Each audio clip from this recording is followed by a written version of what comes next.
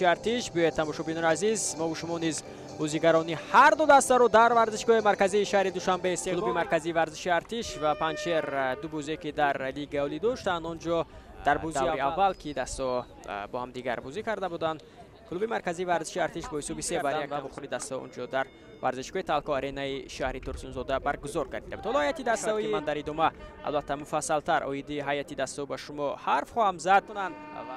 با صدای شکی داوری اساسی بازی را نیز میشنویم و بازی نیز از مرکزی میدان از جانب بازیگران دسته پنچر آغاز می‌گردد. حالا بشوف باعث داوری اساسی اونجا است. فرصت برای بازیگران کلوب مرکزی ورزش ارتش ضربه زده بشود با حساب 1-0. ارتشیا در دقیقه سوم بازی علاقه حساب رو میکشند و ارتشیا رو اندازی گردید توسط کناری چپ. بعداً ببینید که چگونه پاس اولی انجام داده شد به سمت در دور دوم علاقه تماشاچیان عزیز اسخط و روشن ضربه زده میشود اما اندک بلندتر میدان خود است دیگر موفق نمیشن. هجوم دسته کلوب مرکزی ورزش ارتش باید متوجه میشیم. لطوب است شریفوف فرصت هست و گل. شب هجوم دسته رو اندازی گردید بسیار همینجا خوب بازی کرد جانب شریفوف. پرتابی او را ببینید که چگونه خوب بود. سمتی حبیبوف ضربه هم زده میشود و اندک بلندتر.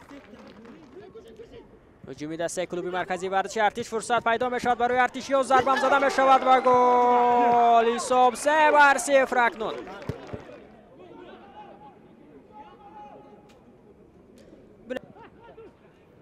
کنی زدن ضربه هم هست و توپ رو داشته میگیرد اکنون اینجا در زبانی دسته پنچر. یک ضربه دیگر از جانب بازیگران دسته پنچر و بسیار هم خطر.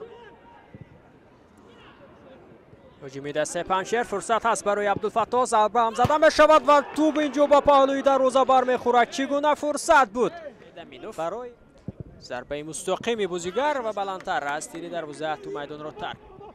فشار میارند بازیگران دسته کلوب مرکزی ورزش ارتش توسط کنار چپ. فرصت هست پیتر از موقعش بیرون میشود و اوسیلوت خوجان از امره دستوی ریگر تداز نیز در این میون هست از امره دستوی کنار چپ. دولت بیگ فرصت هست برای بازیگران پنچر و اینجا پس نمیدید و ضربه میزند.